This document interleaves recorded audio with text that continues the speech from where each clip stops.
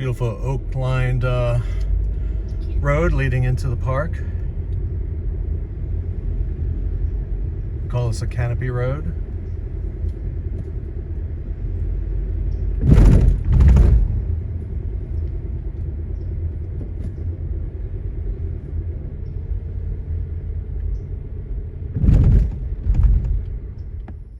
This is Riverbreeze County Park. It's in Volusia County, Florida. It's a site of a lot of history in Florida on the East Coast. It was the site of a St. John's period Native American site or series of sites with multiple middens and one significant mound called Bissett Mound. And it was also the one of the indigo plantations of Captain Robert Bisset. He owned a series of plantations in this area, and this was an outlying plantation. So we're going to visit the sites here. We're going to do a little bit of walking around, seeing whatever elements we could see of the history, and take a look at the Indian River. It sits right on the Indian River. So come join us. And this is a, looks like at least a half a mile paved pathway around a retention pond they built. Good chance to see wildlife, some exotic birds. We'll see if we see any.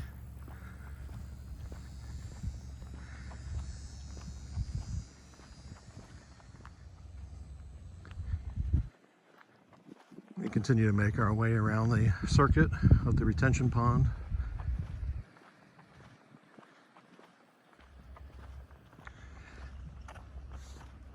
No sign of wildlife, at least not today. But egrets and ibis inhabit this pond quite frequently. On November 2nd, 1768, Bissett received a land grant from Governor James Grant of East Florida, 300 acres on the southern bank of what is the Mosquito River, now the Indian River.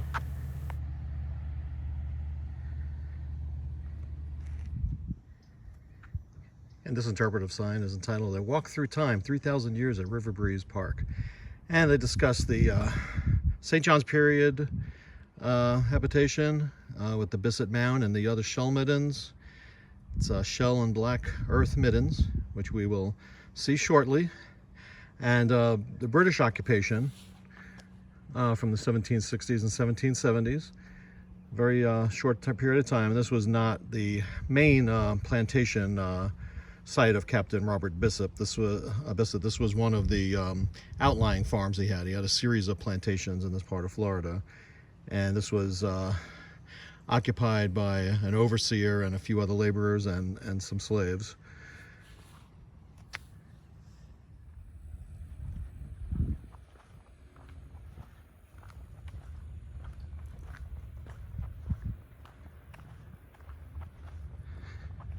It's just a beautiful walk, beautiful day.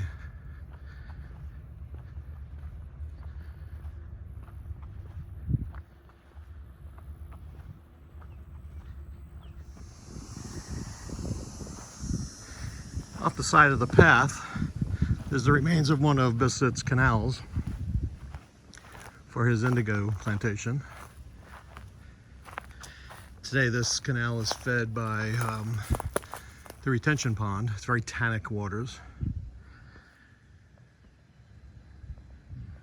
Very still. You can see the reflections. Just an old Florida look to it.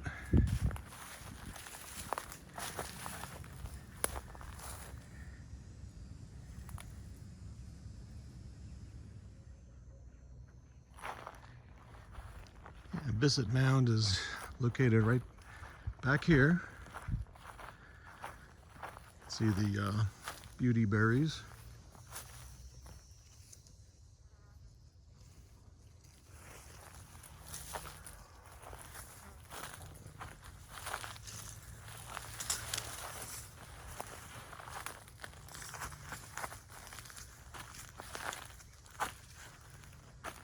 Okay, so we're on top of the mound right now. Yeah.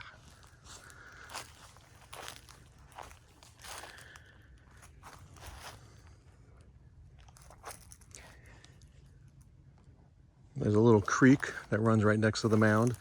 It's not very high. It's hard to tell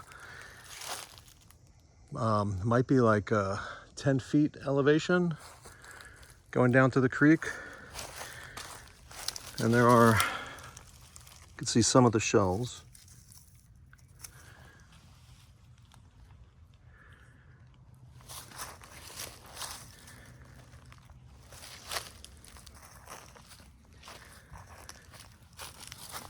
And more shells right here.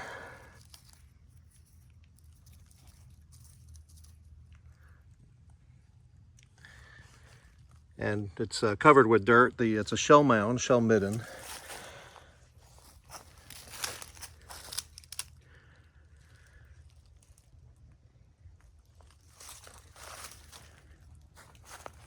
And it's kind of narrow. I guess it's about maybe 15 feet here. And then it gets narrower in this area. You can see just a little bit of the decline in elevation.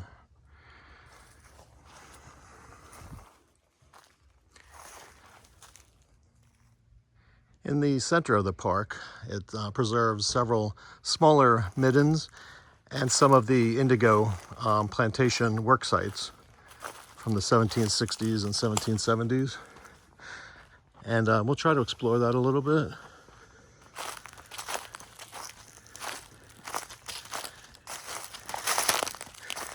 It's a midden right here. Zoom in on the shells.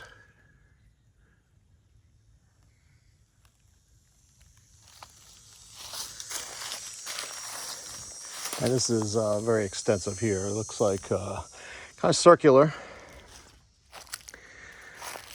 and about 20 foot by 10 foot.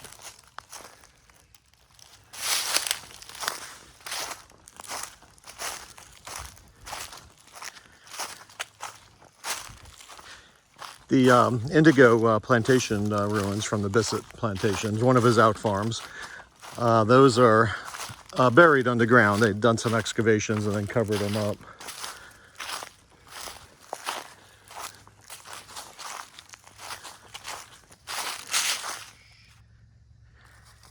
And this is another midden.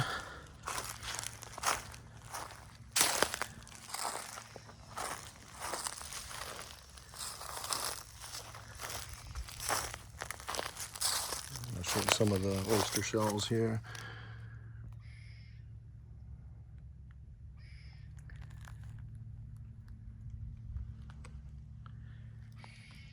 And it's partly covered over by these large oak trees.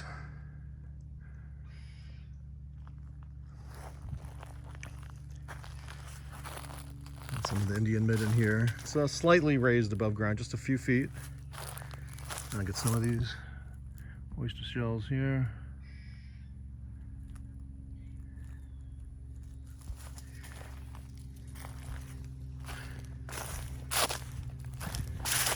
This midden's a little bit smaller than the other one, but still a nice substantial one. This is a really nice stand of live oak here. Lots of Spanish moss.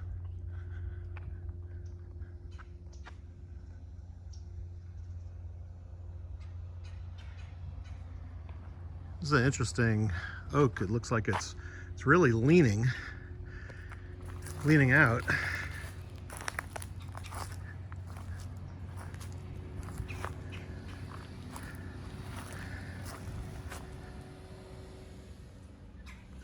Like it's holding on for dear life. Here's another Indian midden. This one's smaller than the other ones.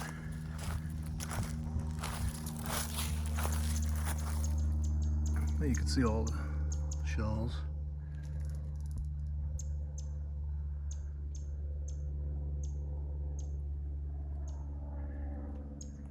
And it goes into this tree stump here. So lots of middens in the interior of this park. This would be a long ways look at it. Looks about 10 feet wide, maybe 20 feet long, but it's not tall anymore. It's been kind of flattened out.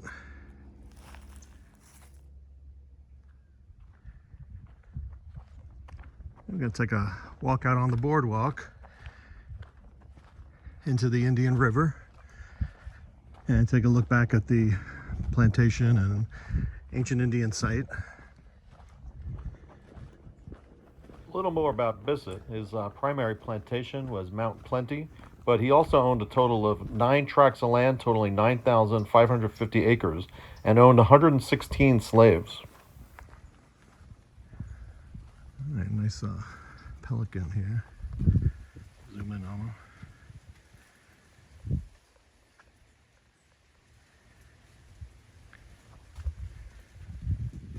Sometimes they're not too shy and we can walk right by them. Not this time.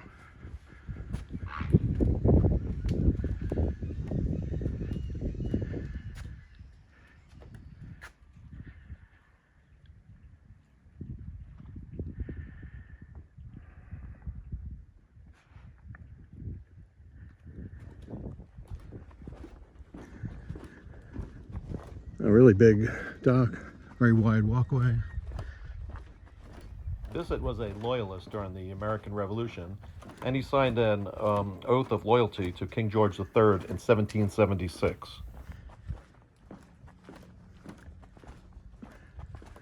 Okay, we didn't see any exotic birds on the retention pond, but right here is an ibis.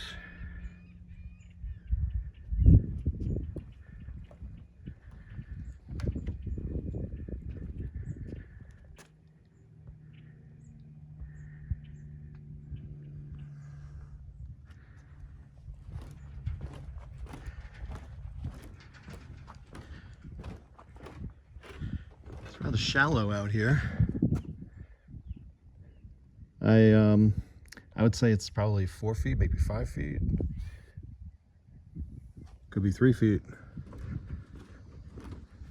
Robert Bissett was appointed a lieutenant colonel of East Florida Militia in 1776, and he helped to construct the Southern Road along the East Florida.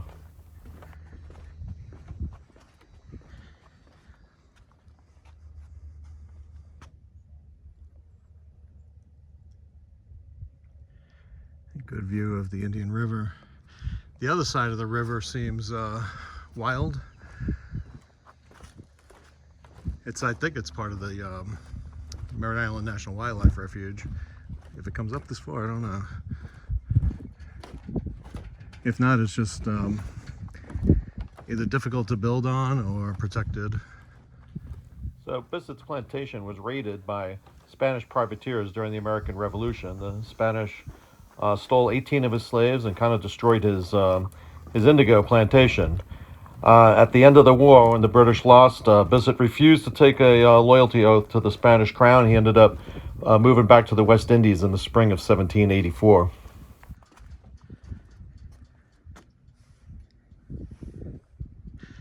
And this would have been where Bissett's plantation sat.